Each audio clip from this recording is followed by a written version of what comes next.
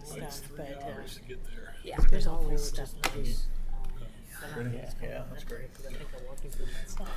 All right, call to order the regular meeting for Connoxie USD 464 Board of Education for Monday, July 14th, 2025. Please join me in the Pledge of Allegiance.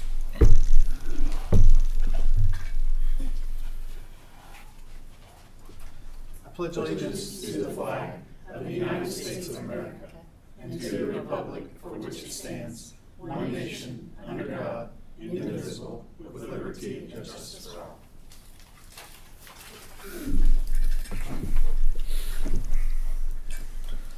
All right, I don't know of any changes to the agenda. Is there a motion to approve the agenda? Make a motion to approve the agenda. Is there a second? Second it? It's been moved and seconded. All those in favor, raise your right hand. Opposed, same sign. Motion carries 7-0.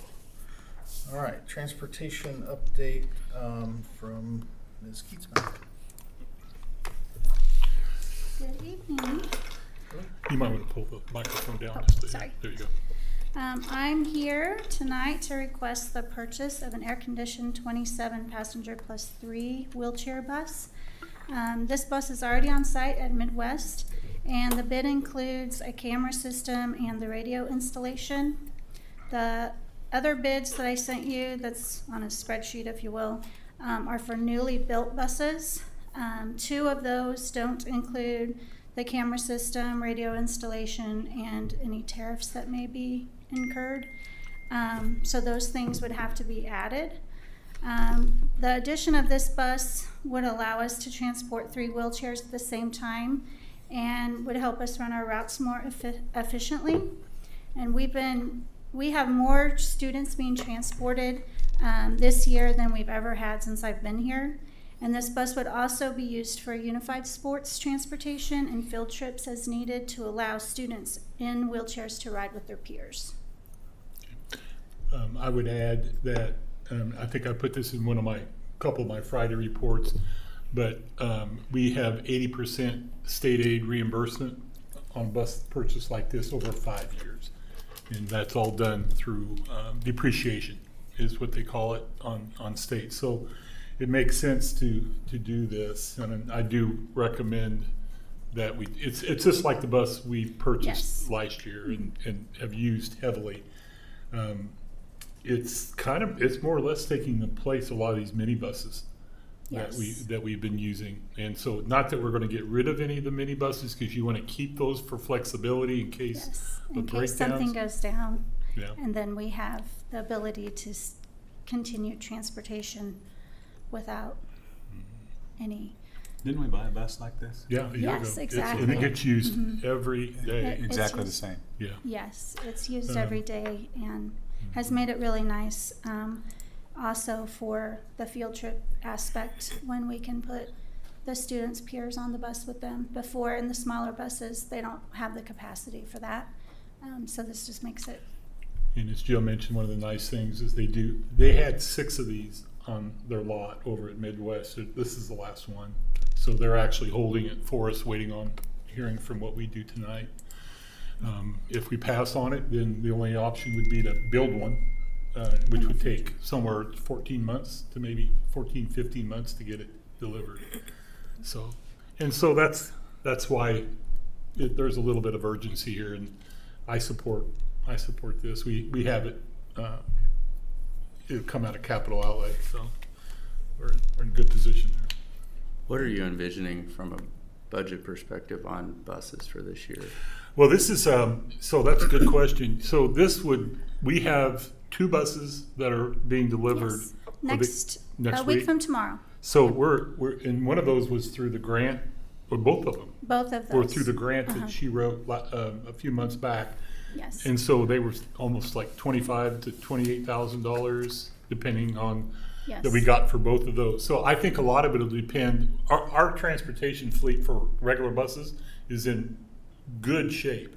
Now, if she's able to get another grant, that changes what we might end up doing down the road. I don't know if that answered your question, but I wasn't planning on buying another regular bus this year Okay. with the 2 that are coming in the next week. Yeah, it was more just trying to understand what's our plan for the year and. Well, the other question would be what we're going to do with the vans, and that's if we get this approved tonight, we're turning our attention to all the red vans that we have. We're getting in a position where we need to have a plan on how we're going to use those.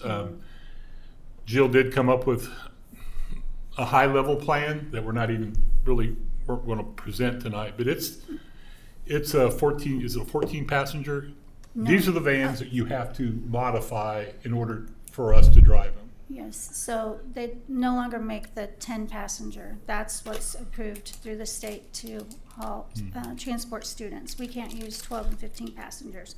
So now they transpose those to making them 12 passengers so that they do fall into the guideline of the state.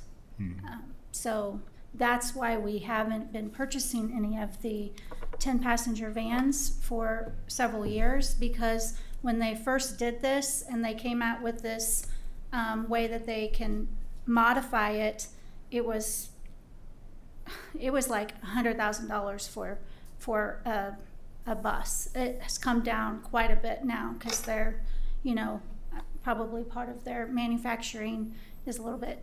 Anyway, so the cost has come down, so now we are looking into turning our attention more toward trying to update that fleet So going these are forward. just longer versions of those vans, but with some seats taken out effectively? Yes, but the most important aspect is they meet the state requirements.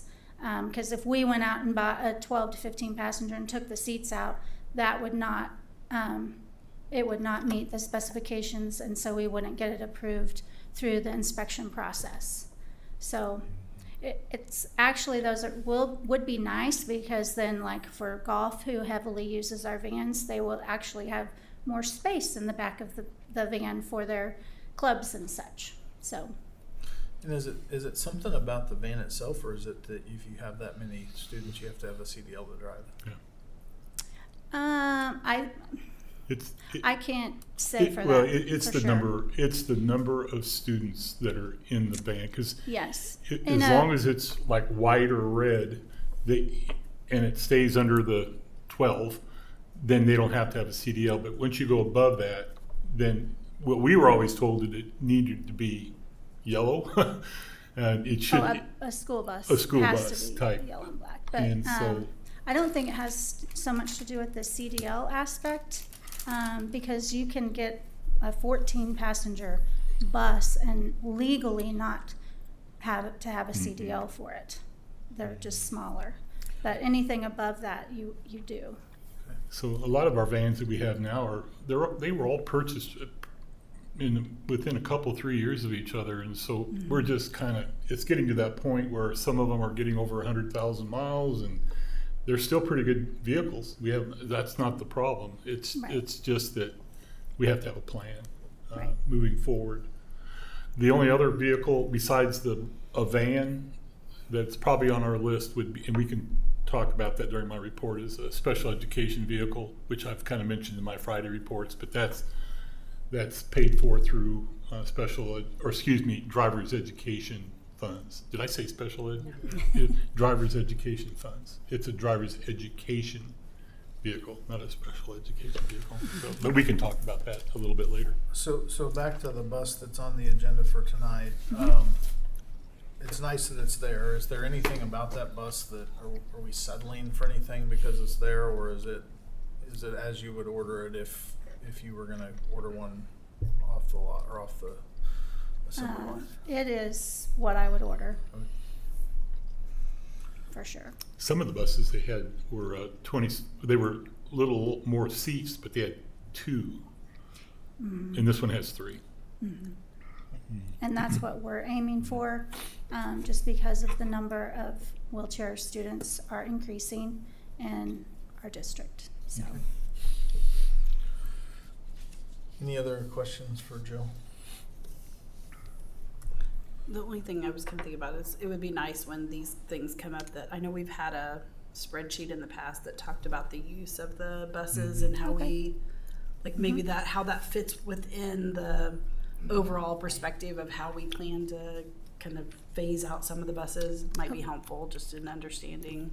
Okay, where I this can fits within absolutely that. update that, because I haven't done that in a while, so I will do that.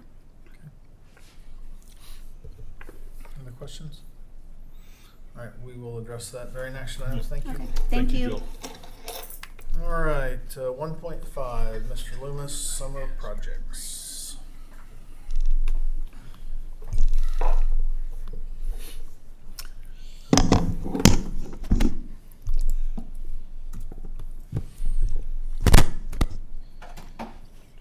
All right.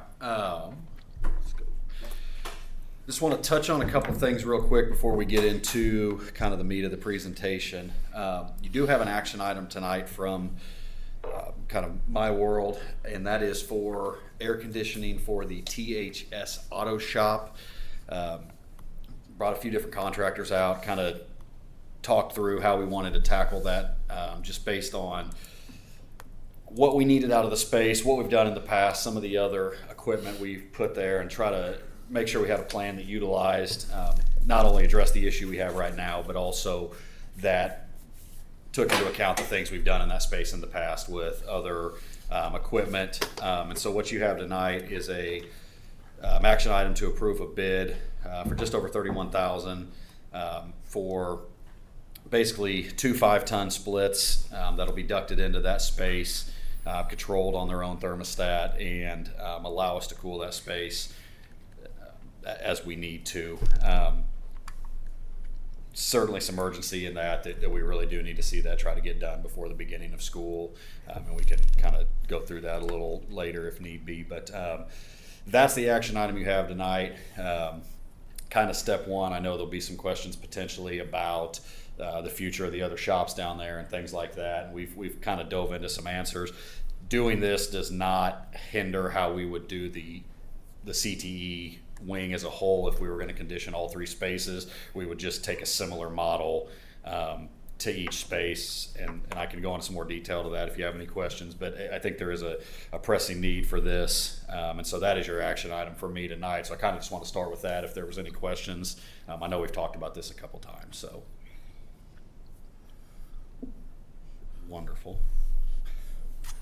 No questions? So those buildings do not currently have air conditioning? No, they move air and they have heat, Okay. and if we could have seen the future 5 years ago, they'd have air, but they don't. No, right, okay. Is yeah. there any concern, I mean, and obviously for both the staff and the students, having air conditioning would be nice. I also have to assume that those overhead doors open a lot. We feel pretty comfortable that there's a plan. This probably is less of a question for you, but Yeah. maybe for Lauren, that there's a plan that we're not trying to Air conditioning trying to outside. cool.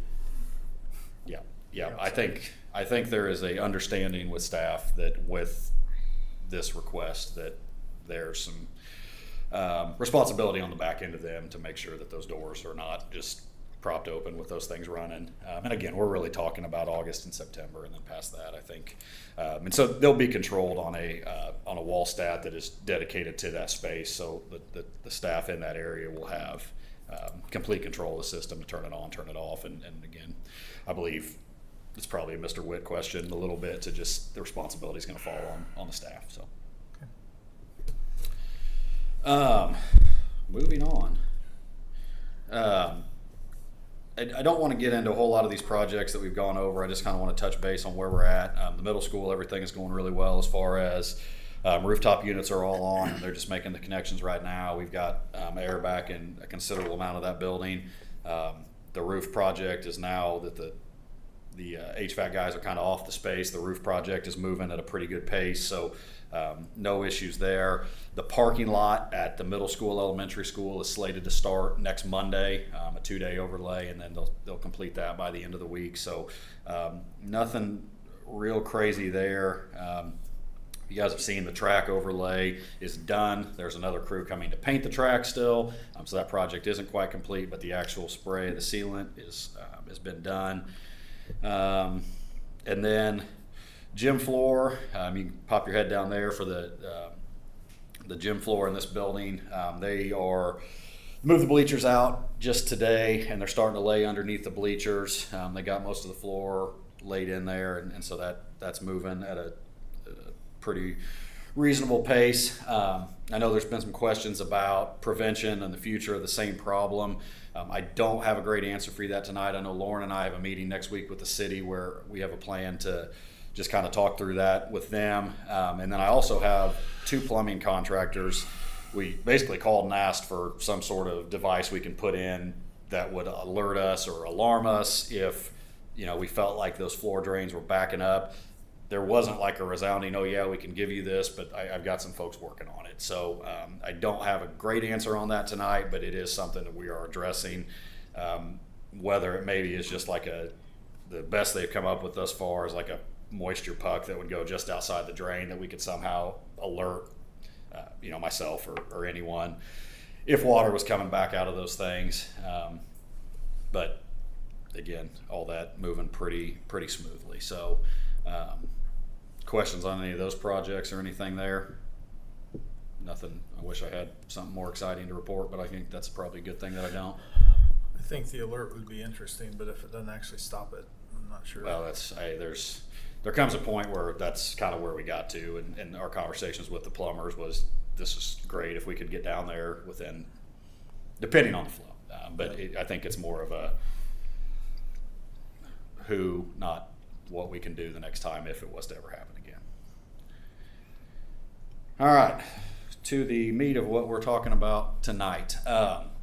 So this is the parking lot projects we have been kicking around and working with the DLR group on. A couple months ago, we approved a contract with them to get into the design process with us for these projects. And what that's really looked like is just on a much smaller scale, similar to how we built the school. We kind of sat down with their design team and talked about what we needed, where we'd like to see it, some of the challenges we were facing with it, and allowed them through that process to kind of program a couple different options for us, and then put some budgetary numbers to those options. And then the final piece of that was them coming back with some renderings. And so what you're looking at is basically what it is, but they are renderings. We don't have construction drawings or anything like that. This is just kind of the final piece of the puzzle before we actually dive into beginning this project and beginning the architectural design of the project. So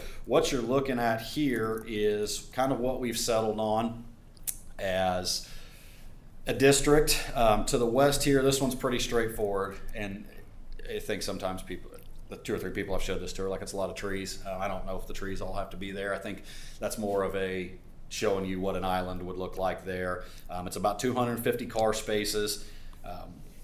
Our vision for this would take over as the Rec Commission's primary parking lot, and then what you see right down here, this sidewalk, this entrance on the west side of the building, they'd kind of flip how they operate, coming in from the west versus the east. So this would take over primary parking for the Rec Commission. Also allow some overflow parking for vans or district vehicles if we wanted to go that route. And then this parking lot over here that we kind of share with them right now, that we also share with buses, would become staff parking only. Our north lot here would also be pretty relegated to district office staff as well as high school staff. And so by getting rid of or creating a new space for the Rec Commission parking, and then like I said, if we could move those vans and our district vehicles over there for the time being, I don't want to say it's a huge problem, but it is definitely a problem with parking with our staff. The amount of activity the Rec Commission has, which I think these are all great things. We're just trying to alleviate a little bit. So this lot is pretty straightforward to what it is. It's a car lot with the initial use as a Rec Commission space. Future planning is what you're looking at there, how that would play into a potential baseball, softball complex on the curve, just to kind of show you that those things still fit. And I think our whether it's a 10-year vision or a 20-year vision or whatever it is, I think that's what the vision for the curve is. So those are just kind of to scale laid in to show you that it does still fit. There would be some infrastructure and things like that, but that would be event parking in the future. So we're kind of getting out ahead of that. This lot back here would be our primary bus lot. So just a couple things on this. This has been vetted to the point of, yes, a bus does fit in there. Yes, a bus can pull down in there. Yes, a bus can turn and get in and out of there. We actually came up with a couple solutions, and this being the second solution. This is considerably more expensive, just because, namely, if you look at this road right here, that's a $500,000 and probably covering that up. So, and I think just talking with our staff, we kind of like the idea of keeping it where it is. This is obviously just a much cleaner version of it. Allows us space for over 30 buses, mini buses. If I was to zoom in without completely getting out over my skis and my computer skills, each space here has a block heater for 2 buses to park into, and I think that needs to be the point of emphasis. If Jill was still here, she'd probably echo that, but that would be my point of emphasis, is we have got to create a better situation to plug in our buses in the winter time, and this certainly does that. So every bus could be plugged in if need be. Many buses here, our fuel tank would move over here, so all our operations for transportation would be here. As you can see, it's gated all the way around, connecting the fence with an 8-foot fence, sliding gate that would open and close here to control access for our buses or whoever actually needs to be in there. Little double gate here to move down to some of our other storage capacity there. But a pretty reasonable setup, and one we're kind of trying to move forward with. Any questions on this design or kind of how we got here before we start getting into what the next step for the district is? So this drawing that you're talking about. Yep. Makes a lot of sense. Fixes some problems that are glaring at us in the eyes currently. The only recommendation I would make in the drawing after this, you show a parking lot below, and it's easier. I mean, you can't put everything where you want it when you build, and you have, future expansion, but those parking heaters are not going to be a cheap task. Correct. I would not place them where they're currently drawn, Okay. because then that's going to block your access from extension and going down the hill to utilize that lower parking lot if that happens. Yeah. Just a thought. Fair enough. So you're saying future-proof that a little bit, making A sure little that- bit, Yeah. just with what I see with the heaters, to where you could knock that curb off and then extend a road out of that If we parking needed lot. to get back in there. And I could talk 20 conversations of what we've talked about for this space back here, but Right. yeah, I think that's a good idea. I think there's opportunity to extend that with some conduit and wiring now versus having to tear it out and redo it in And the there's, future. yeah, I mean, there's potential. I see what you're saying. Maybe we can just take out this first one and allow us to, yeah, absolutely. Mhm. Good call. I do believe the plan for this will be a concrete lot. This would be asphalt up here for the cars, but I think the bus lot would just be, I think the design settled on concrete down there. So just kind of a couple more things on that, just to obviously hold the load of the buses and their ability to get in and back out, longevity, et cetera. I would also put a sidewalk out from the district office.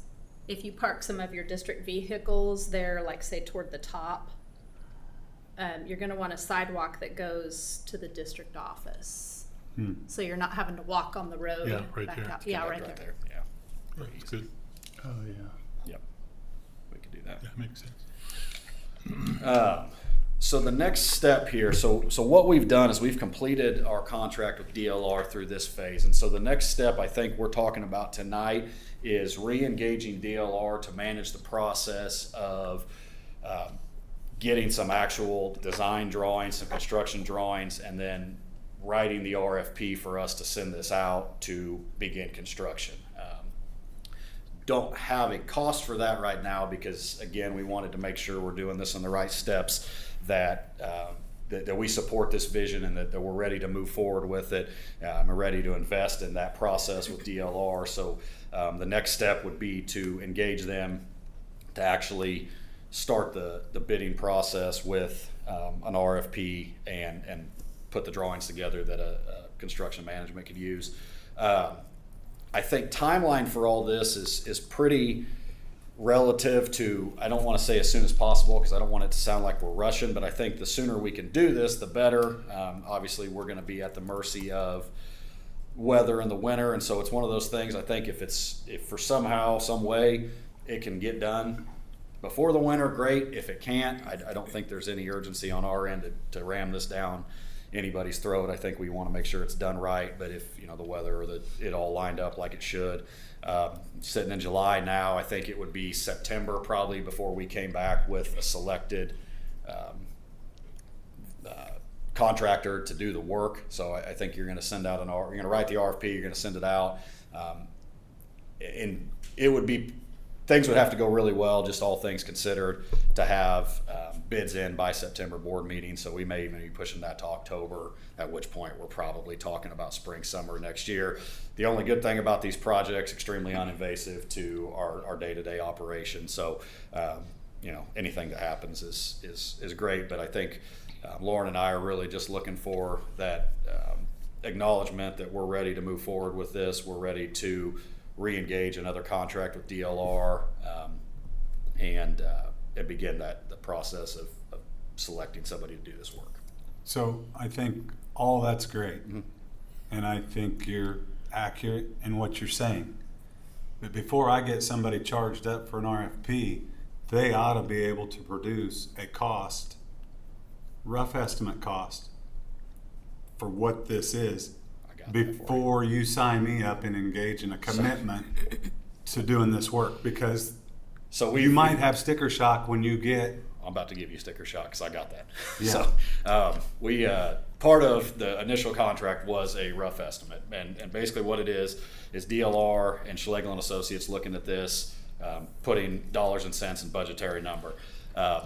Before tonight, we sent you kind of a capital fund balance overview sheet. Budgetarily speaking, each lot is $1 million. So that, and that's not just randomly throwing something at the wall and seeing if it sticks. That is a hard budgetary numbers, an oxymoron, I guess, but that is from DLR saying that's your rough estimate is what both of these lots are going to cost is $1 million a piece. So you're looking at basically $2 million in parking. And so we've taken that number, kind of plugged it into our matrix, and what this would do ultimately is really take out the last bit of the bond contingency money that we have left over. We've got just over about $2.5 million left in bond contingency from our initial project, and this would obviously slice that up pretty good. Anything that came in under that would be great, but that's kind of district spending wise, we've earmarked roughly $2 million on both these projects, or $2 million for the project as a whole, to be carried as not one or the other, but together, and doing them both. It wouldn't make a whole lot of sense to me because I think there's going to be a lot of overlap in who's doing what work. It wouldn't make any sense to build one then try to build the other. I think we're going to see some, not probably substantial, but we definitely see some savings, and just this is being listed as one project for $2 million. That was gonna be my next question. Do we have an appetite to separate them? Is the bus parking a higher priority Absolutely. than the additional parking? I do. So it kind of gets a little bit. We could separate them. I don't think there's any issue with separating them. I just don't know what the value in separating them would be. I think the bus lot is a concrete lot. I think this is an asphalt lot, so I think that's probably going to play a little bit into it. But I think this is going to be a spring thing, so I don't know if timing is an issue as far as getting this in. The bus lot is more urgent as a district because we have got to improve our block heating situation. I mean, we got to improve our plug-in situation. So if there is one thing that we have got to fix sooner than later, it's that. That lot addresses that, but I just don't see that being done any faster than we would need to break it up to get it ahead of the other lot. And I would tell you, from a standpoint of contractors and bids, you're going to be better off to bid this in the fall and do the work in the spring. Your pricing is going to be substantially better. Good. If you can hire somebody to show up here and work in September, you probably don't want to hire them. That's fair. I'm just being honest. No, and that's, I'll take your 2 cents on that one for sure. So, It looks like, and I'm trying to remember how that lays, it looks like based on the topo lines on the east side, it falls off pretty good there Mhm. on the east side of what you're showing. yeah, let me see if I can get in on this one a little bit. So when we've done some work back there just with gravel, and this used to be a pretty hard fall from the south end of this parking lot down to that ditch. It's been graded a little bit better, but again, that has been addressed in this design. That this design carries making that an acceptable grade to pull a bus down and somebody to walk out of there on. So, and it just honestly, it would just clean up that area quite a bit too. And At one point, that area was considered a floodplain, kind of back, where is that? the floodplain Is that is reaching down that? here, Okay. but we're out of it. Okay, I think that's farther down. is it farther down? The floodplain is kind of down here. Okay. So in terms of next steps, so the board needs to feel comfortable with the budgetary numbers, then we would have an action item to approve for DLR to do construction drawings and an RFP, Most likely, yes. and then ultimately another action to approve bids and begin work. Yep. And I think through that process, who we send this how we write the RFP and what we're after, I think is still some discovery that needs to be done. I think there's a lot going on here, but then there's also not a lot going on there. So, but yeah, I think if the board is comfortable, I think our next step is to reach out to DLR just to continue down this path where they can write the RFP, give us an actual design, and that contract will come at a cost. I couldn't get them to kind of try to squeeze on them to tell me what I thought that might be. I think the last to create this step was about $16,000, so I could see the next step being in excess of what we can do and what you guys need to approve. So my goal would be August to approve that second contract with DLR, and then September, October, looking at approving contract work. So, and again, I think we can chew on that a little bit, and you guys can certainly communicate with Lauren on your appetite for all this, and I'm happy to answer any questions via email or whatever. But when Lauren feels like he has the blessing, we'll go ahead and try to move forward with that. Trying to not keep you guys here all night. The next thing that we have talked about, and part of this contract was the multi-purpose field at the middle school, and I'm going to try to zoom out just a little bit. So this is a little more complicated. Again, same thing. That contract was to provide 2 designs for a multi-purpose field. The first thing I want to say is don't get into the weeds of anything you're looking at as far as the field, as far as you're just looking at what space covers what. What you're looking at with the field is the turf and all that is completely irrelevant to what we're doing right now. But this is a design that kind of follows the geography of the layout. Ideally, a football field runs north-south. In a perfect world, that's just, if we were building a new high school stadium, it would run north-south. This design here is completely contingent on the rock situation in the area you're looking at. You're falling it quite a bit as we begin excavation from this road up here, and what you're looking at is about 8 to 9 feet that you can take out of this area, but we're about 11 to 12 feet short here. So again, exact same process has been followed. They have vetted this. We're not just blind guessing here. We've got the topography drawings of how much earth actually has to get moved in this process. If there is rock in that hill over there, this is a complete can't happen. What we did do is we have ordered the study of this space to the geotech study to core down and see for a couple reasons. One, soil stabilization is going to be a big one. I think we'll do that regardless. But then the second piece of that was to see how much rock terrain is in this, and if there's a bunch, this north-south just does not. It requires too much depth of excavation, and so we're kind of waiting on that right now. Wrong way. And then this version of it obviously is less earth to be moved, but ironically enough, it's not a huge difference in that net of dirt you have to bring in, right? So you're certainly not a flat space here. So to make it simple, on both designs, to excavate to a flat area, we are robbing some dirt from one side, adding it to the other. And then at the end of that equation, we come up with a net of how much dirt we would actually have to purchase and bring in on dump trucks. Both are really, really similar, assuming we don't have a rock issue. So that's kind of the option. And then obviously, this is a little, I'm not 100% sure, I guess, where everybody's at with this one.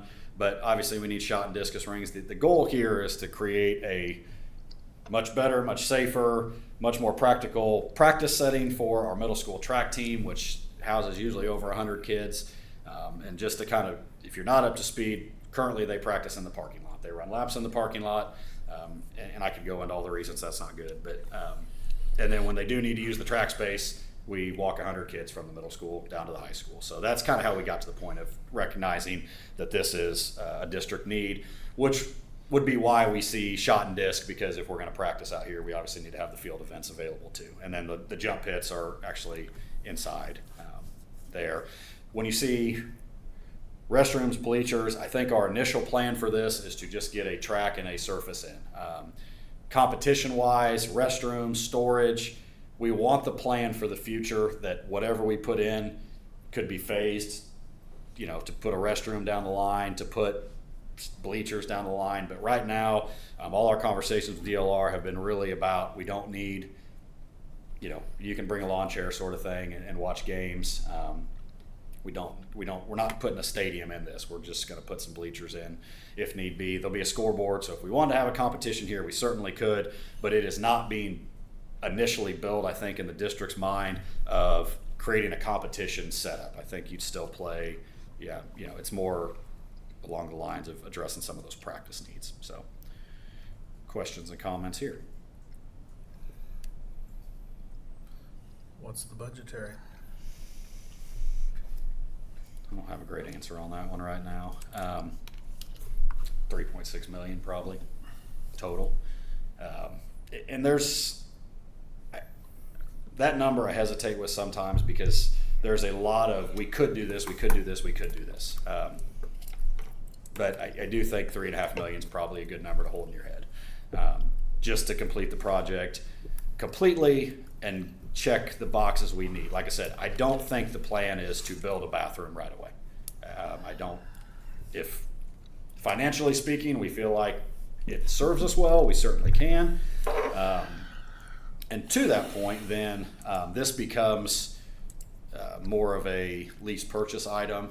And again, in that capital outlay contingency document we've sent, we've kind of showed how we would carry that payment over X amount of years. But this is obviously, like I said, I think that the higher priority is obviously the parking lots. That's going to wipe the bond contingency down pretty good. And now we're talking about long-term planning for the district, using our capital outlay funds to pay for this project as the future. And I guess I would say too, as far as where I'm at with all this, parking lots, big need. Elementary HVAC, our top priority of what we're doing.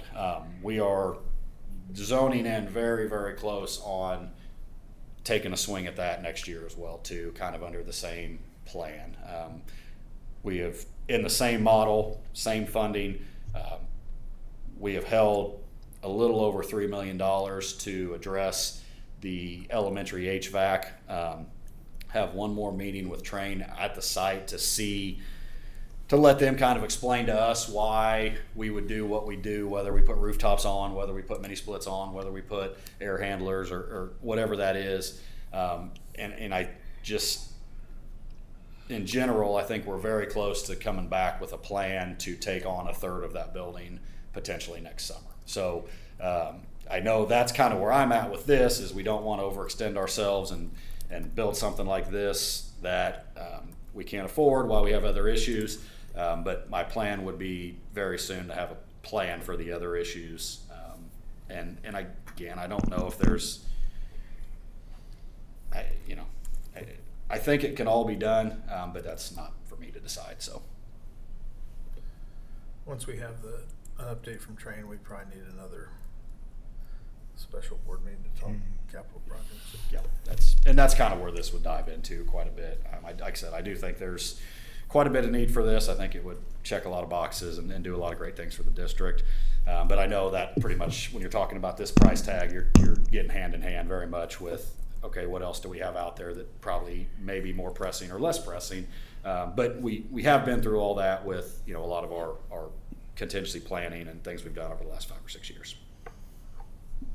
So that to all to say, again, we're going to kind of wait on that. I don't know if one of these designs serves us better than the other.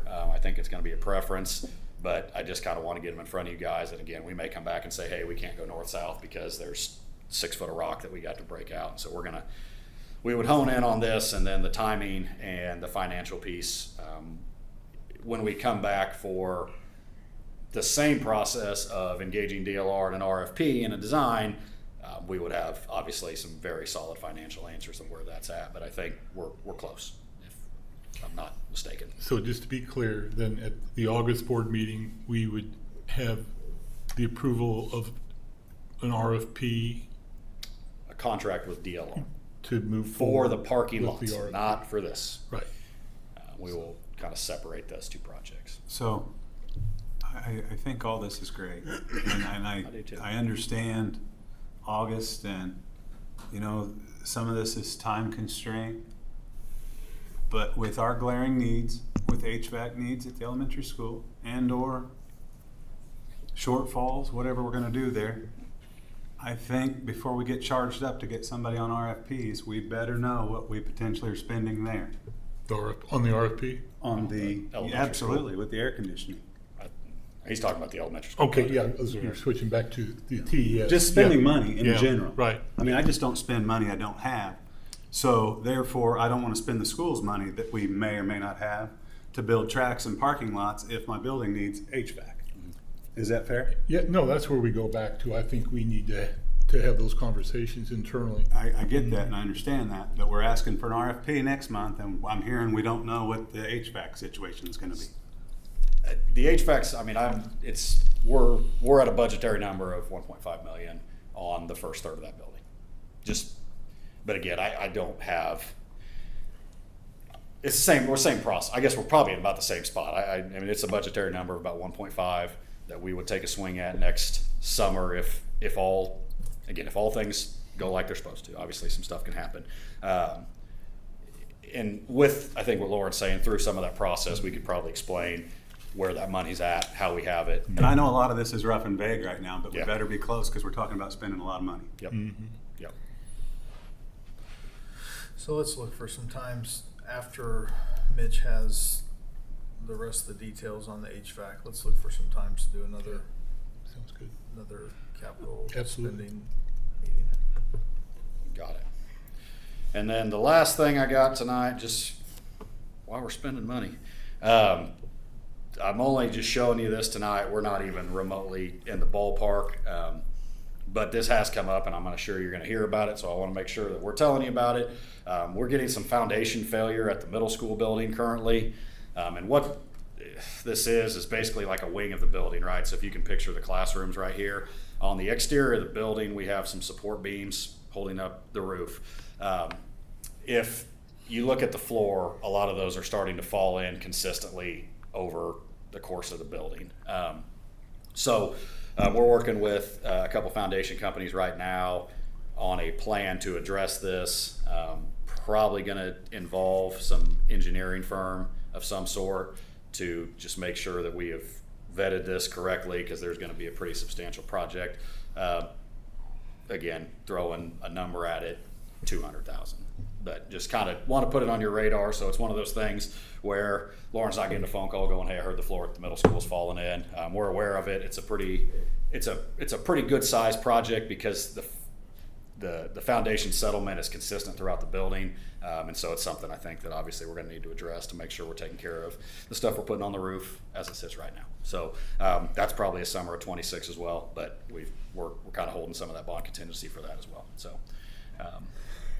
just want to really put that on your radar tonight. I don't want to dive into that a whole heck of a lot again. I just don't want you guys to hear that the floor is falling in at the middle school. I don't think anybody's in danger by any means, but it's something that needs to be addressed, and we will address it sooner than later. So.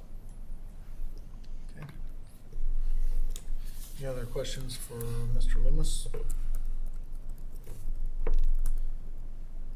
Happy to take up all the board time tonight. Thanks, guys. All right, moving on to the consent agenda. Is there a motion to approve the consent agenda? I move that we approve the consent agenda. Is there a second? Second. It's been moved and seconded. All those in favor, raise your right hand. Opposed, same sign. Motion carries 7-0. All right. Any patron comments? Mr. Philkamp. Okay, kind of keep this pretty short. We did finish our budget closeout last Thursday, and I plan on touching base on that briefly when we go into executive session, because that ties into negotiations. So anyway, everything was successfully closed out. A lot of transfers were made, so we're in a good position there. I just give you a positive on that. We do have a negotiations meeting tomorrow night at 5:30 is the initial meeting in my office, and then at 6:30 we'll be meeting over here in the same room we met in last year with TEA. We have an administrative meeting on the 21st, which is kind of a reorganizational meeting. After everybody's been somewhat gone over the summer, most of the administrators have taken their vacations or their days off. We continue to have pretty regular, or more than regular, table sec superintendent meetings, mostly budget. That's high on our list. Actually, I think, I can't remember, was that 2 weeks ago that we met, Justin, with Chris and both Chris's, which I think was very productive, just to kind of get a better understanding where we were with our sped budget. But I think we have the right person at Baser to work with the projections that we're working with. I mean, it's pretty intense and involved as we move forward with some of the shortfalls that we're experiencing in special education. So we'll keep you updated on that. Our budget build is the 31st at the end of the month. And of course, as you know, then we'll keep everybody informed. There's going to be a process of going into August with R&R, which Justin's been apprised of. We have a lot of things going on. We have all the information from the county. It's now we just have to go through the process of having an R&R hearing and moving forward on that. Budget's the same way. I mean, the budget process is just a timely line of events that will get everything approved in a timely manner, and I'm confident we'll get that done. Mitch did mention this, but I did want to mention that we are moving. They're doing the parking lot, up here pretty quick. As soon as they're done with the rooftop at TMS, they're going to be redoing all the parking lots. Mitch has reached out to the same company that is marking that parking lot to remark our parking lots here at the high school and DAC.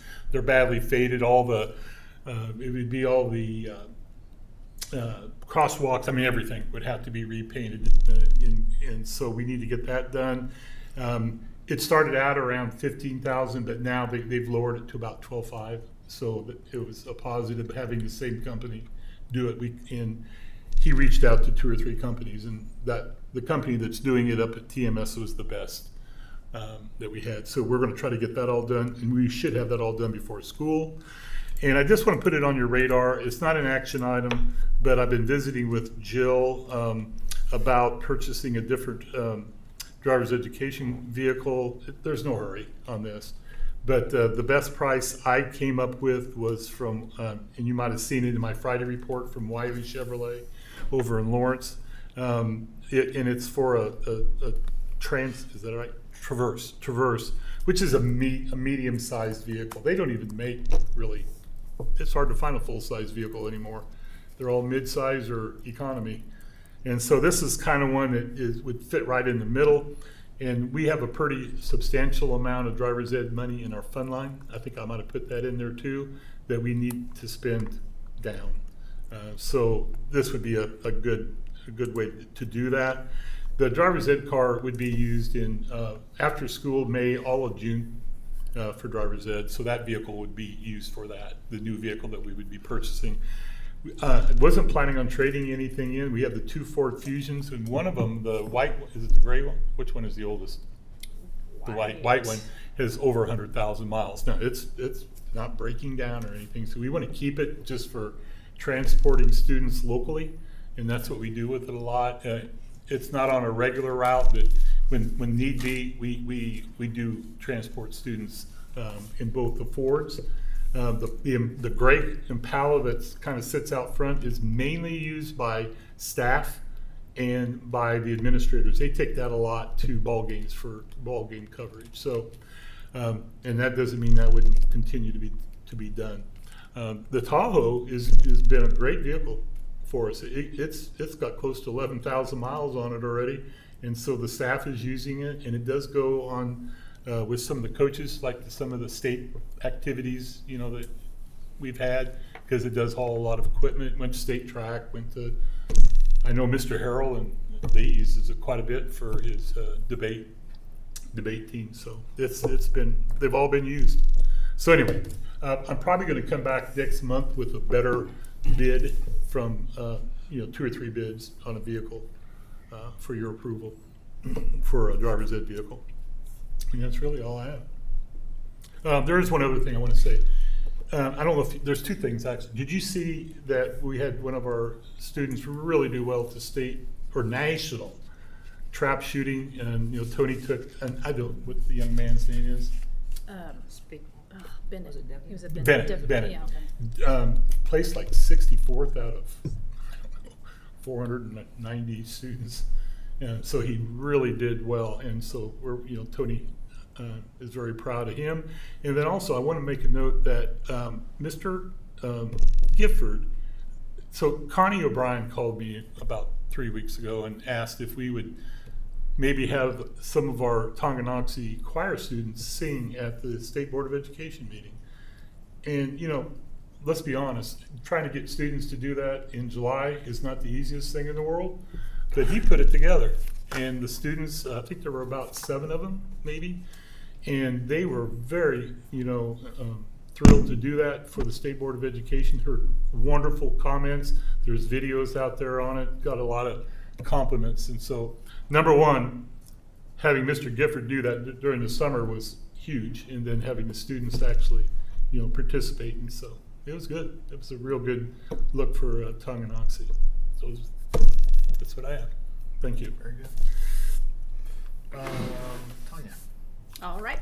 Just a few updates. I put in a staffing update. We are fully staffed. All certified positions have been filled. We just have a couple of classified positions, and we're doing interviews this week. So hopefully we'll have them all filled. This is probably the earliest we've ever filled our classified positions. So it's really exciting. It's really exciting that we have a lot of applicants for our para positions that have been open. So that's great. Frontline update. We have all of our frontline products working well. We've had a couple of glitches that we've worked on, and we've worked with our tech department and Frontline's technical support.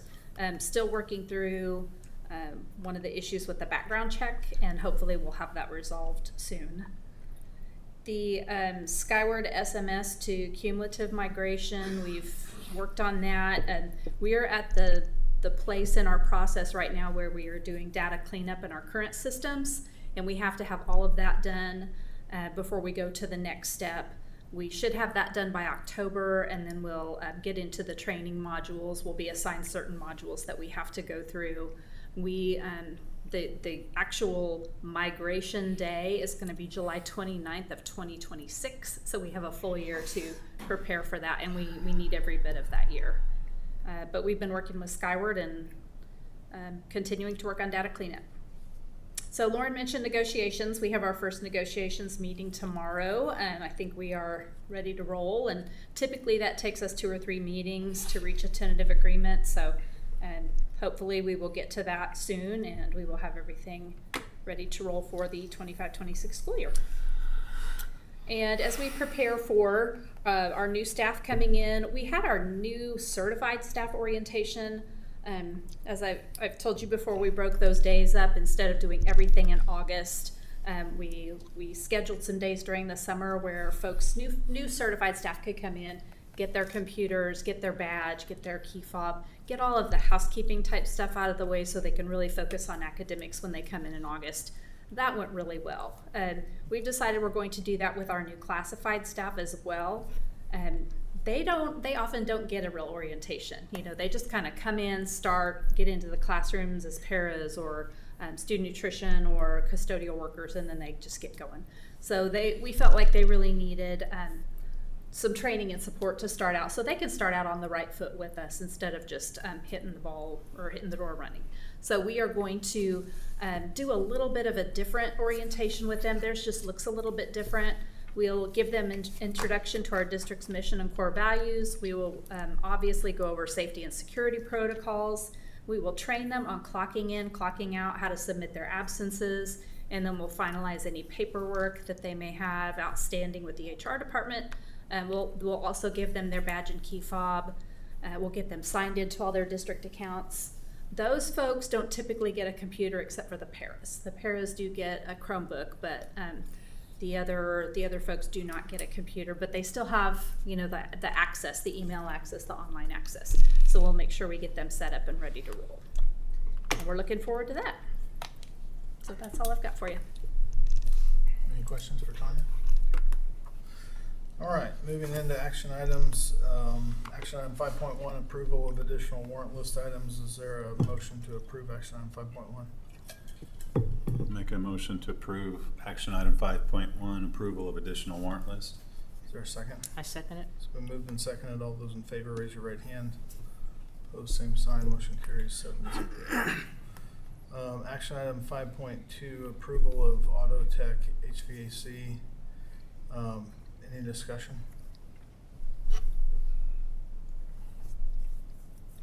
I think I mentioned it with Mr. Loomis, but I think it would be great to make that a little better working environment. I am concerned about making sure we've got some procedures in place to keep the doors shut. But is there a motion to approve action item 5.2? I move that we approve 5.2, the Auto Tech area HVAC. I'll second that. It's been moved and seconded. Is there, everyone raise your right hand. Opposed, same sign. Motion carries 7-0. Approval of sped bus purchase. Any discussion on that? Is there a motion to approve action item 5.3? Make a motion to approve 5.3, approval of a sped bus purchase. Is there a second? I second it. Been moved and seconded. All those in favor, raise your right hand. Opposed, same sign. Motion carries 7-0. Action item 5.4 is the approval of the KASB recommendations for June policy updates. Those were distributed via board docs at the last board meeting. I would move that was there any discussion? I would move that we approve action item 5.4, approval of KASB June policy updates. Is there a second? Second. All those in favor, raise your right hand. Opposed, same sign. Motion carries 7-0. Tanya or Lauren, anything to say on the classified and certified handbooks? We had KASB attorneys review those, and the changes that are within that you see redlined and changes, and those are the changes that KASB recommended. And we're just recommending those to stay up to date. I plan to do that yearly. There are things that change so often, and I just don't feel comfortable not doing that regularly, having it looked at by an attorney. So we just plan to do that yearly and have those updates done officially that way. Okay. Any discussion? I would move that we approve action item 5.5, approval of classified staff handbook. Is there a second? I second it. It's been moved and seconded. All those in favor, raise your right hand. Opposed, same sign, motion carried 7-0. Likewise, I would move that we approve action item 5.6, approval of certified handbook. Is there a second? Second. It's been moved and seconded. All those in favor, raise your right hand. Opposed, same sign, motion carries 7-0. All right, we do have a need for a executive session to discuss non-elected personnel matters. I would move that we adjourn to executive session for 15 minutes, Might only go 20 minutes 220. with Mr. Feldkamp and Mrs. Phillips. Is there a second? A second. All those in favor, raise your right hand. Opposed, same sign, motion carries 7-0.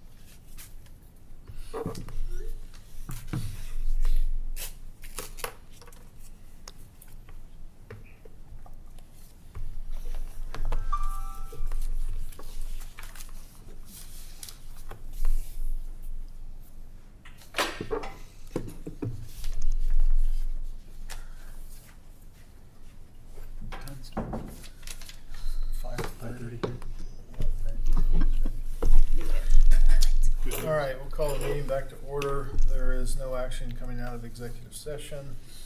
I think the only general board discussion is we probably need to look for a time to do another capital planning after Mitch gets some information from Train. Any other discussion? All right, meeting's adjourned. Thank you.